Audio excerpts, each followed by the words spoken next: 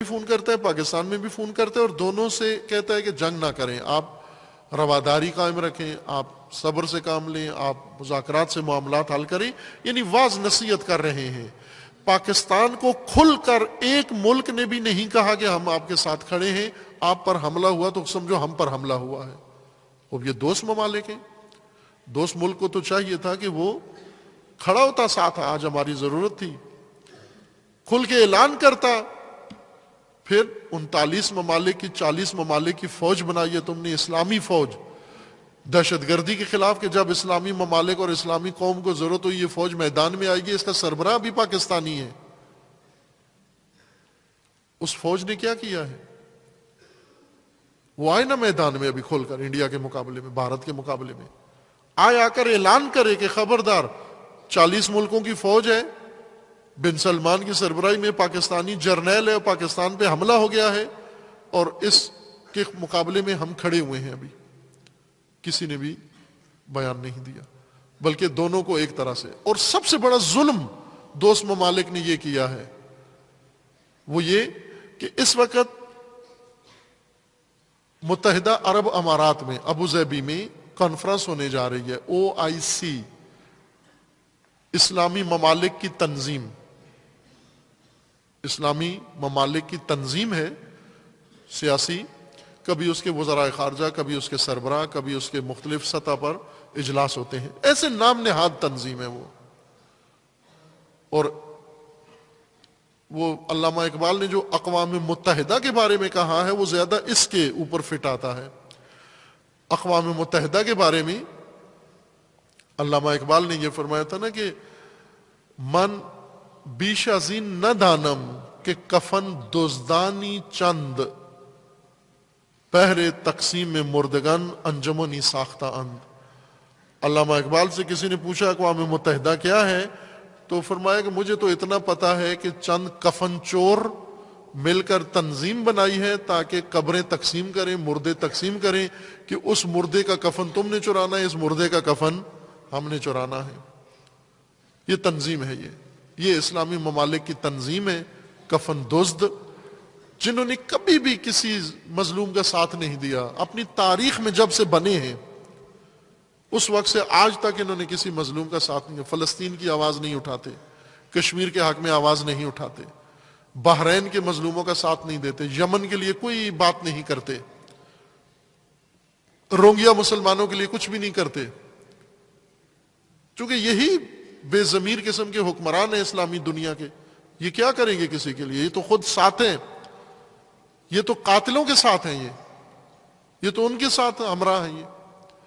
انہوں نے ابھی اجلاس بلایا ہے، توجہ کریں، پاکستان کے دوست ممالک کا کردار مشکل کی گھڑی میں اجلاس بلایا ہے انہوں نے امارات میں، اسلامی ممالک کی تنظیم کا اجلاس، اس میں خصوصیت کے ساتھ بھارتی وزیر خارجہ عورت ہے سشما، اس کو دعوت دی ہے انہوں نے۔ جب بھارت نے پاکستان پہ حملہ کر دیا ہے، اس حملے کے بعد پاکستان ہندوستان کے معاملات کو سلجھانے کے لیے اجلاس بلا رہے ہیں، اور اس اجلاس میں باقاعدہ بھارت کو دعوت دے رہے ہیں، جو مسلمان ملک ہی نہیں ہے، OIC کا رکن نہیں ہے،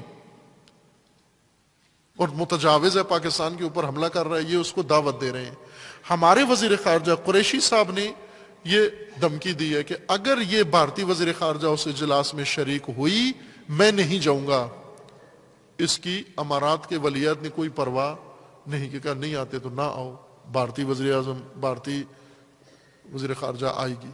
انہوں نے کوئی تبدیلی نہیں کی، کوئی معذرت نہیں کی، کوئی شیڈول چینج نہیں کیا۔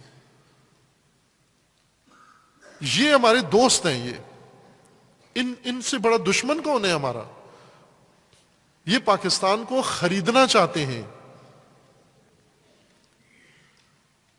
یہ پاکستان کو دباؤ میں رکھ کر ایک طرف سے بھارت حملہ کرے، خنجر لے کر آئے، بم لے کر آئے، طیارے لے کر آئے، دوسری طرف سے یہ گاجر لے کر آئے، جی تمہاری معیشت خطرے میں ہے، تمہارے پاس بجٹ نہیں ہے، تمہارے پاس فلاں نہیں ہے، یہ لو گرانٹ ہم دیتے ہیں، فلاں ہم دیتے ہیں۔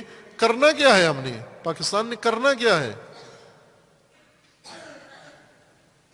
وہ نہیں بتاتے کیا کرنا ہے تم نے، لیکن وہ بتائے بغیر معلوم ہے جو پہلے کروایا ہے 2 دفعہ۔ ہم سے سرزمین لوگے، اس جنگ کے لیے جو تباہ کن ہے، ویرانگر ہے، یہ ان کا کردار ہے۔ وہ فوج بنائی ہے 39-40 ممالک کی، کسی نے بیان تک نہیں دیا، ایک ملک نے بیان نہیں دیا کہ ہم پاکستان کے ساتھ کھڑے ہیں۔ سب کیا کہہ رہے ہیں؟ دونوں کو برابر کا درجہ دے کر، جس نے حملہ کیا ہے اس کو بھی اور جس پر حملہ ہوا ہے اس کو بھی، ظالم مظلوم کو ایک ساتھ کھڑا کر کے، اور دونوں کو نصیحت کر رہے ہیں کہ آپ بھی کچھ نہ کرو وہ بھی کچھ نہ کریں۔ انہوں نے کر دیا ہے، پاکستان کو کہہ رہے ہیں کہ آپ جوابی کوئی کارروائی نہیں کرنا۔ کیسے ممکن ہے کہ ایک سرزمین کے اوپر حملہ ہو، تجاوز ہو، اور آپ دونوں کو ایک ساتھ ملا کر ایک نصیحت کر رہے ہوں، ایک تلقین کر رہے ہوں؟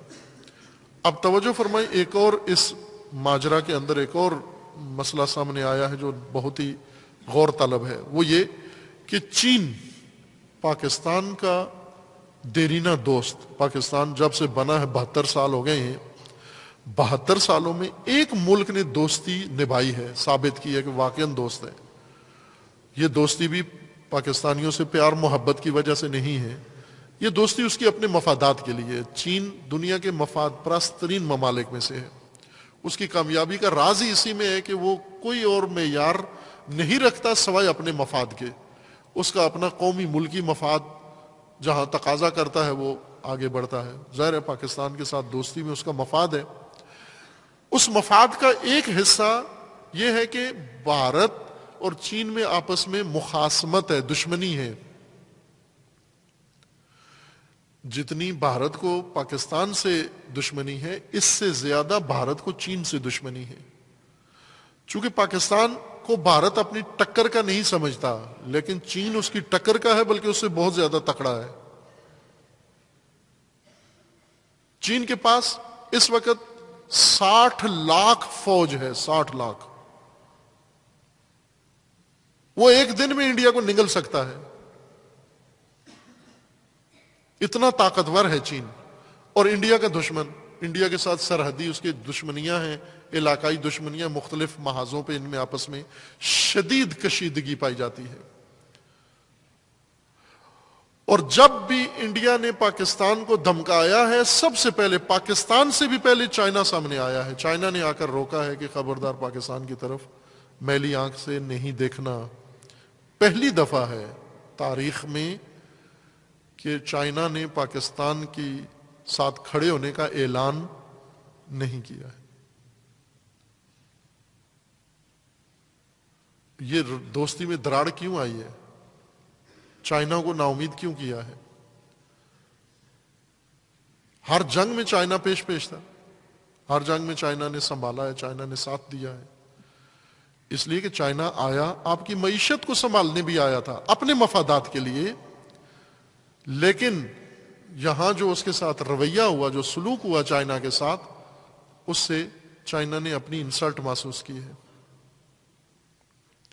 اب چائنا کے مقابلے میں بن سلمان کو لے کر آ رہے ہو، ایک ایسا ملک جو ٹیکنالوجی کا اس وقت امام ہے، امامت کر رہا ہے پوری دنیا میں، اقتصاد میں امامت کر رہا ہے، پوری دنیا کو لیڈ کر رہا ہے، جس نے سپر طاقتوں کو نیچا دکھا دیا ہے، جو پوری دنیا میں اپنا نیٹ ورک جال بچھا رہا ہے اقتصادی راستوں کا، اس کے سامنے ایک شہزادہ نابکار کھڑا کرنا، ڈالر تھیلے بھرے ہوئے اور گوادر لے جانا، اس کو جو گوادر چائنا کو دے چکے ہو وہاں اس کو لے کے جانا کہ یہ یہاں کام کرے گا، تو ظاہر ہے ایک انویسٹر کے لیے بہت بڑا میسج ہوتا ہے اس کے اندر کہ یہ کیا ہے، یہ کیوں ایسا ہمارے ساتھ کر رہے ہیں۔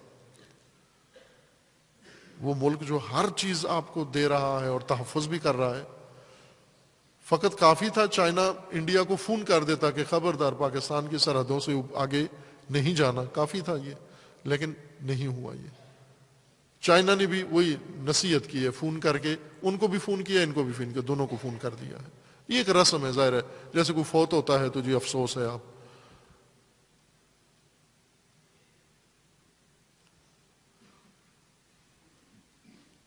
یہ یہاں کی اندرونی کمزوریاں ہیں جس نے حوصلہ افزائی کی ہے بھارت کی، ورنہ خود بھارت بھی جنگ کے لیے بالکل کسی لحاظ سے جنگ کے بھارت کے لیے 1% بھی بھارت کے لیے جنگ مفید نہیں ہے۔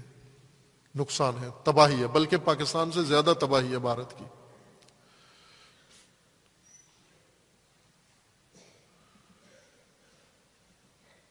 اس جنگ میں دھکیل رہے ہیں، پاکستان کو دباؤ ڈال کر دھکیل رہے ہیں اس میدان کی طرف جہاں نہیں جانا، جہاں سے پاکستان نکل رہا ہے۔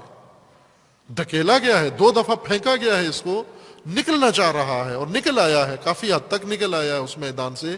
یہ پھر ایک دفعہ، تیسری دفعہ پاکستان کو دھکیلنا چاہ رہے ہیں، یہ سارے حالات بنا کر، یہ دوست اور دشمن۔ خوب یہ تو ایک عام قانون ہے نا کہ دشمن کا دوست دشمن ہوتا ہے۔ اگر یہ پاکستان کے دوست ہیں تو خدا کے ساتھ کھڑے ہوں، کہیں کہ ہم پاکستان کے ساتھ کھڑے ہیں ہرچہ باد آباد۔ ابھی اس وقت پاکستان کا دفاع ہمارا دفاع ہے، پاکستان پر حملہ ہم پر حملہ ہے، یہ کہیں نا یہ جملہ۔ پاکستان نے کتنی دفعہ کہا، آپ نکالیں، 1 مہینے کے اندر 100 دفعہ پاکستانی کہتے ہیں سعودی عرب پر حملہ، پاکستان پر حملہ ہے۔ تھکتے نہیں ہیں یہ کہتے کہتے۔ اور سعودی عرب کے منہ سے 1 دفعہ نکل جائے کہ پاکستان پر حملہ، سعودی عرب پر حملہ شمار ہوگا۔ 1 دفعہ تو کہہ دینا کوئی۔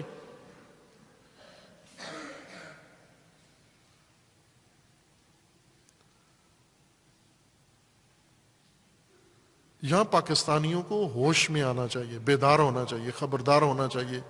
مشکلات میں پھنسی ہوئی حکومت کو بھی توجہ کرنی چاہیے، اور سب کو، قوم کو بھی توجہ کرنی چاہیے، افواج کو بھی توجہ کرنی چاہیے کہ دوست دشمن کی درست پہچان کریں، کون ہے دوست ہمارا، کون ہے دشمن ہمارا۔